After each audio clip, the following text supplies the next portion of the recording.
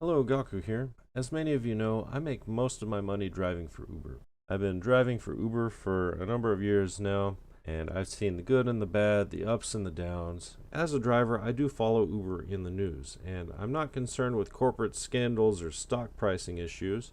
What I am concerned with are labor disputes and company policies, and especially changes to laws and regulations. So the type of news article that I'm most interested in are the ones that have to do with classification of Uber drivers. And this is one of the longest standing debates when it comes to the gig economy, which is, should workers be classified as employees and get the benefits of being employees, or should they be classified as contractors? Now, when I come across one of these news stories, it's usually presented in a very specific way. The righteous legislators or government officials, bureaucrats of some sort, or a group of essentially unionized Uber drivers. I'm including Lyft in this too, but we'll just use Uber for shorthand. Unionized drivers essentially trying to gain rights as workers. So they're trying to push for employee benefits, and then contrast that with the big bad evil corporation, which refuses to give it to them and then is fighting tooth and nail to not give them their rights. That tends to be the framing that you see most often. This presentation has always sort of confused me because as a driver, I prefer being a contractor, and I have always preferred being a contractor. Looking at these various articles, looking at the comments tend to be flooded with people who are of the opinion that yes, this is a no-brainer. Uber should definitely classify its drivers as employees, no question. Give them their rights, give them their health care benefits, unemployment, minimum wage, everything that comes with being an employee. Give all of that to the drivers. And then I'm looking at these comments and I'm just confused because when I see this, I think a lot of it comes down to people being incredibly naive. Now, I could be wrong, but I get the impression that many of the people posting comments on these various articles have no idea what goes into being an Uber driver.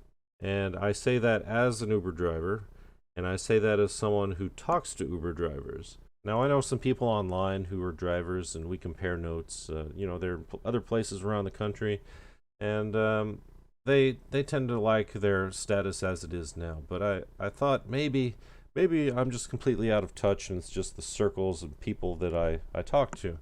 So lately, I made a point to interact with local Uber drivers. Now, I'm a fairly talkative driver. If you want to talk to me, I'm going to talk to you. And every once in a while, I get a current or former Uber driver who I am driving around myself. And every once in a while, I will call and take an Uber. And if that driver wants to talk, then I'll talk with them too. Now, in talking with a lot of Uber drivers, lately the thing I've been asking every single one of them, I don't prime them in any way. I say, you're probably aware that there's a debate between whether Uber drivers should be classified as employees or as contractors. Which would you prefer? And I leave them at that. I don't prime them, push them one way or the other, and I hear them out. And every single one of them that I've asked has said that they preferred being a contractor. I was actually kind of surprised at this because you would think just by chance I would run across one or two who would go the other way. That is anecdotal. That doesn't account for drivers perhaps in other cities, especially in gigantic cities. It doesn't account for people in markets that are very different. But at least here where I am, every single driver that I've talked to and asked this question, every single one has said they prefer being a contractor. Now, their reasons for preferring to be a contractor vary, but I wanted to talk about some of these issues that you never see brought up in the various articles. And the first one I want to talk about is taxes, because most people who haven't driven for Uber have no idea how taxes work when it comes to Uber. So for this example, I filled out a sample 1040. Now, you might have heard of the Fight for 15 initiative, which is to push for $15 minimum wage across the country. That corresponds to a little over $30,000 a year. So for the sake of having nice round numbers, the first example here I'm going to use is for an income of $30,000. Now, what you'll probably notice here is the first number you see is actually $50,000, because Uber, the corporation, exists in something of a fantasy realm. So let's say you call an Uber and it's a $20 ride. You give your debit or credit card information to Uber. they put a hold on your account. Then after the trip is over, they actually charge your account. So that $20 goes to Uber, and then based on the mileage and the mileage rate, the time of the trip, whether there's a surge or not, the base fare, if there was any wait time, all of that will determine how much the driver actually gets paid of that amount. And of course, all those different factors factor into the total amount in the first place. So you give your $20 to Uber, they're then going to pay approximately, let's say, $12 to the driver. So you would think as a driver that should show up as your gross, being the 12, right? But Uber unfortunately exists in this tax fantasy land, which is they pretend that the driver processes your credit card payment, the full 20, and then they give 8 of that to Uber. So that's represented here. If you personally make $30,000, you're going to have a massively inflated gross income, which includes all of the supposed fees that you pay to Uber. These are not the exact numbers from my returns, but these are proportional numbers. So 50,000 is the gross, but the actual is only 30. Now you're not going to be paying taxes on the entire gross because the part that they took is shown right here. So that's other expenses from line 48. If we had 30 in the bank, 50 minus 20 is our 30. So if we go down to the bottom here, we see what shows up. So Uber service fees and pricing adjustments, that's shown here. Booking fees here. Split fare fees, instant pay charges if you happen to cash out early, miscellaneous charges for things like tolls and whatnot. And this is all proportional to what I made, but these are not my exact numbers. But this just shows you a realistic example of how Uber determines what its fees are going to be. And this varies, of course, by trip, or by city or location, time of day, and if there's a surge, anything like that. But what I'm showing you here is this is how, as a driver, you determine what your taxes are going to be. Uber gives you this massive number, but you instantly take off approximately 40% of it. Now, of your actual 30,000 that you made, you have additional deductions, and the vast majority of that is going to come from car and truck expenses. As a driver, you're required to log your mileage, and what I've shown here is a proportional mileage that will give you an approximate number here, which is also proportional to what you might see in reality. The per mileage rate for deductions is currently 57.5 cents per mile. So every mile that you drive and you have logged, you can deduct 57.5 cents from your taxable income. And what this tends to come out as, at least in this area, is that approximately half of all of your income from Uber will be deducted. So again, we had 30,000 in the bank. 50,000 minus 20,000 gives us 30,000, and approximately half of that 30,000 is tax-free. Now that doesn't mean you spent 15,000 on expenses, but it does mean you get to deduct 15,000. So the difference is what you get to pocket. Of course, 50,000 minus 20,000 minus 15, which gives us our tentative profit of 15,000. Then this gets passed through our various 1040s. Since drivers are contractors, that means they're self-employed, which means you will be paying self-employment tax, and that's determined here on Schedule SE.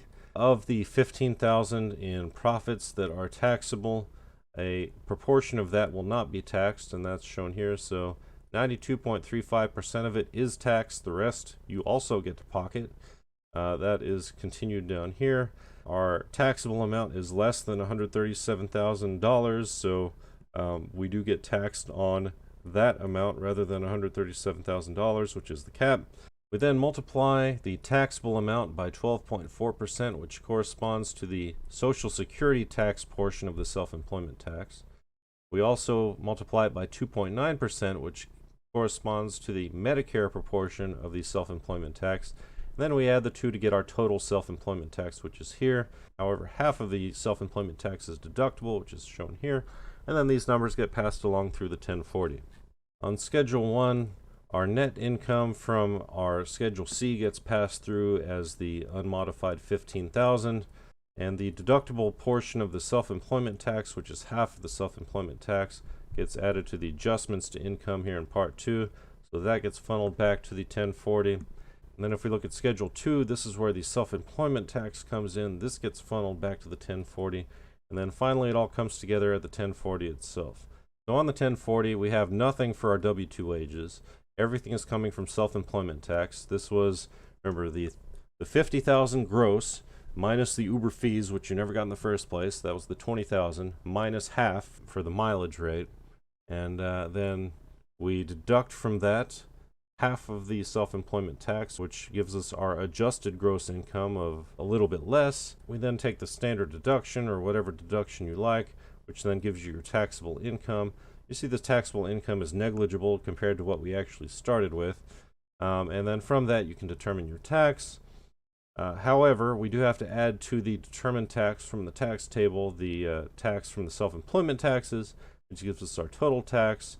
However, because our adjusted gross income is relatively low in this case, it does allow you to use earned income credit, which will then give you a tiny bit of credit to subtract from your total tax. So you end up with, on an income of $30,000, a tax of about $2,100, and that includes your Social Security and your Medicare taxes. Now, this is a ballpark estimate using numbers proportional to what I make. And there are obviously a few wild cards here. If you decide to take additional deductions, that's going to affect your taxes.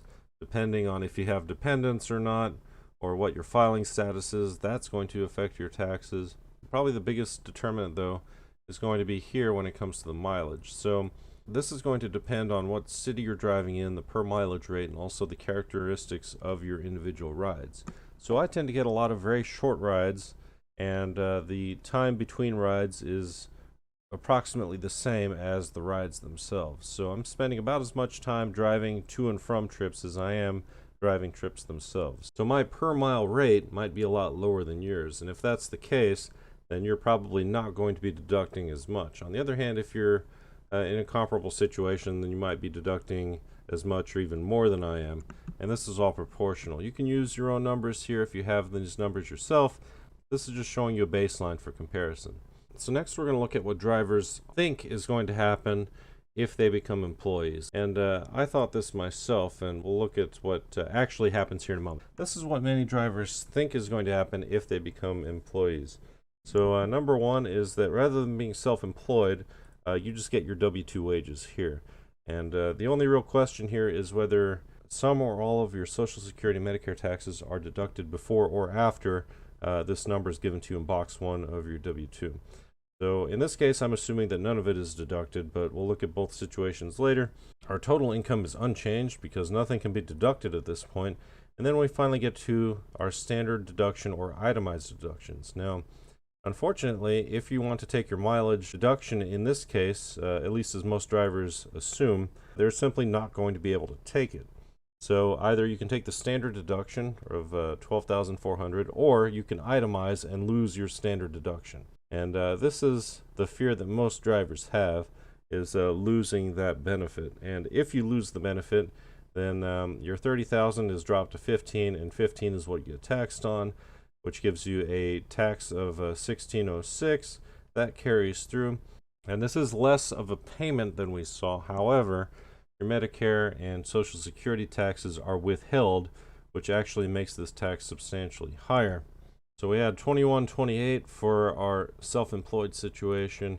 In this case, we've got $1,606. However, we have to add to that our Social Security and Medicare taxes, which brings our actual total up to about $3,600 versus $2,100. Now, as I said, that's what I thought would happen, and that's actually what most drivers think would happen if they became employees. However, if Uber files drivers' taxes properly, or at least in the best way possible for drivers, then that actually wouldn't happen. And that all comes down to Schedule C. If Uber files your W-2 but marks you as a statutory employee, and that means you get to file Schedule C, which means you still get to take all the same deductions, except in this case you don't have the other expenses. This should be 0. You don't have the other expenses because you no longer are on paper giving Uber its fees. Instead, you're simply taking your actual amount paid, subtracting your actual expenses in mileage, and of course any other expenses you choose to take, and then that becomes your adjusted gross income. You do not file Schedule SE, and so you ignore that portion of Schedule 1. Your business income gets carried through to the 1040, and rather than showing up here on line 1 for W-2s, that shows up right back here on line 8 for other income. Then this becomes your total income, and your adjusted gross income You can then take the standard deduction without having to itemize, and then you end up at a more reasonable level for taxable income. And now we're back to comparable levels for what we saw before. In this case, we actually get the benefits of earned income credit, and our total payments down around $200.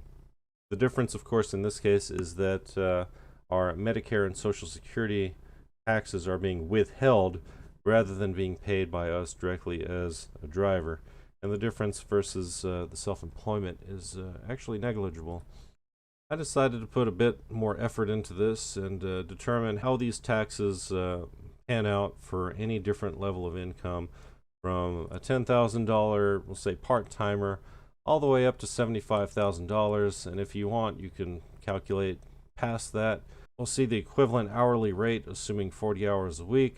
So the first set of boxes here, this refers to the self-employment situation. The second set of boxes refers to the ideal situation for being an employee. And the last set of boxes refers to the situation that most drivers think will happen to them if they become employees. In yellow are all the boxes that have numbers that need to be entered manually. For the mileage deduction, I'm using a flat 0.5. As I mentioned, you can do these calculations yourself, but this is what I end up with, and that's what I'm using for my situation. So from that, we can calculate tentative profits. We get the taxable portion of our tentative profits. We get the Social Security tax, the Medicare tax, which gives us our self-employment tax, the refundable portion, which is half of the self-employment tax. We get our AGI. And then in this case, because we're deducting our mileage and expenses directly, we're taking the standard deduction all the way across. Taxable income is here. Our tax is determined from the tax table. Our total tax represents the tax from the table plus our self-employment tax. In some cases, you might get EIC, and then you get the actual amount owed here at the bottom. Current situation, ballpark numbers, you see if you make, let's say $20,000, you're paying $900 in taxes. You make $40,000, you're paying about $3,500. You make $60,000, you're paying about $6,000, and then so on and so forth. Compare that with being an employee here. We have Social Security taxes and Medicare taxes at half of the self-employment rate, but there's no deduction for that either. So that's just taken off the top. Depending on how they decide to report this on your W-2, you either have a min or max tentative profit, and your AGI will depend on which of those you use. You're taking the standard deduction in each case because we're using Schedule C to deduct our expenses directly. And then we have a min taxable income and a max taxable income, which gives us a min tax from the table or max tax, and can give us EIC in either case. And this gives us a range of best case and worst case taxes depending on how Uber decides to report its withholding on your W-2. You'll see these are comparable all the way down for any given income level. We've got 4,600 here, we got 47 and 51, it's comparable, 58 versus 59 and 65. And again, best case, worst case, best case, worst case. The best case is almost identical to our self-employment situation. And if Uber does not file your taxes properly or chooses to not declare its drivers as statutory employees, then we end up in the nightmare scenario, which is here, which is you either take the standard deduction of $12,400 or you itemize. And it's one or the other, not both. And in this case, your taxes go through the roof. Again, when you talk to drivers and they're worried about their taxes, this is what they're afraid of. It's likely because many of them don't know that this is a possibility. In fact, I didn't know this was a possibility until I ran through the numbers and did this myself. So I want to lay this out just to be as thorough as possible. What I've shown here are the percent differences of the best and worst cases for either Uber classifying its drivers properly as statutory employees versus not classifying its drivers properly as statutory employees. And for each of these, we have a min difference. If your W-2 box 1 reflects your Medicare Social Security tax withholding, then that's the best case scenario here and here. If it doesn't reflect that withholding and you're basically being taxed on it twice, then that's shown here as your maximum taxation in each case. The reality is probably going to be somewhere in between and skewed toward the minimum, but in this case, whether minimum or maximum, somewhere in between here, This reflects the situation where Uber defines its employees as statutory employees versus down here where Uber basically throws its drivers to the wolves by not declaring its drivers statutory employees, in which case taxes increase by a ton. And again, we look at these for any different income range. You can see where you might fall in this range, and you can see how this might impact your taxes. So best case, hardly impacts you at all. Worst case, it's going to, depending on where you fall, increase your taxes by 50 to 100%. Now, it's a lot of boring talk about taxes, but there are a couple of important take-homes here. If you are a driver, or you are talking to a driver who is concerned about their taxes going up as a result of being classified as an employee, then this is what they're worried about. They're worried about not being able to deduct their expenses and having to rely on only the standard deduction or itemizing their deductions. So this is a terrible situation, and this is what that driver is worried about. And this is one of the reasons that I also was in favor of being a contractor. Now, having run the numbers, I see that there's another possibility here. But this is one of the main arguments that people have against being classified as employees. Now, that said, if Uber classifies its employees properly, then this isn't a problem. And this gets me to the other important take-home. If you are pushing for drivers to be classified as employees, you need to be very specific, because you might win that fight and Uber might actually classify its drivers as employees. But if they classify them as this type of employee, then you are screwing over drivers. However, if you are very specific in advocating that drivers become statutory employees, then we're talking in this range. This is very reasonable in comparison, especially if we're looking at the minimum range. Now, you might say there's no possible way that Uber could be so stupid as to classify its drivers as employees but not make them statutory employees. But I want to point back to Schedule C here and point out that Uber exists in a sort of tax fantasy realm, where if they can pretend that your taxes are higher and thereby reduce their tax basis, they're going to do it. Again, Uber pretends that drivers receive all the money from credit cards directly and then make payments to Uber, and that is not what happens, but that's how they keep their costs down. That's how they keep their tax basis down, and that's how they perpetuate the fantasy that allows them to keep drivers as contractors in the first place. I'm fine with that. But realize that if they're willing to do this for contractors, they're probably willing to do this for employees. So be very specific. If you are advocating for drivers to be employees, you want drivers to be statutory employees, not regular employees. If you're a driver and if you've been driving for more than a year, then you already have your numbers and you can run the numbers yourself. You can see what proportions you personally are deducting, especially when it comes to mileage. This is going to be a huge variable. For me, it's about half of what I make. For you, it might be more or less, and that depends a lot on what city you're in and if you're doing a lot more highway driving or not, how long your trips are, that sort of thing. But this will vary from person to person. You'll notice that most of my other possible deductions here are zeroed out, and that reflects reality. If you take the mileage deduction, then a lot of your other expenses aren't deductible. But of course, that depends on how you choose to file your own taxes. And I am not a tax professional. I'm just showing you what I do. But I also do things in a very conservative manner. So if I do get audited, I've got all the records to show everything. And there's no question about whether I'm deducting something that I shouldn't be. So if you want to take your chances and deduct other stuff, that's up to you. Of course, that will change your tax basis, your AGI, and everything else. But this is how I do things, and this is, of course, the simplest way to do things. So I've decided this is going to be part one of a two-part video, and I wanted to get this out of the way for a couple of reasons. First off, to address one of the main arguments that a lot of drivers have against wanting to be employees, which is the increase in taxes. And I thought this was the case too, but I thought it was important to show that actually there is a third option, which is the statutory employee route, which I didn't know about. Most people seem to not know about, and it is a viable option if Uber files its taxes properly. That's a very big if, but if you're advocating for drivers to be employees, be specific in that you are advocating for them to be statutory employees, because huge difference. Again, much to my surprise, I do have to say that being a statutory employee is a viable option, as it doesn't massively increase the tax basis in the way that most drivers probably would expect. But that said, I do think there are plenty of reasons to prefer being a contractor to an employee. There are pros and cons to each. We're going to look at those in the next video, and also look at the possible and likely outcomes if drivers were reclassified as employees. Whether or not you prefer one category or another is probably going to depend on your individual circumstances. So that'll be the next video. Thanks for watching and have a good one.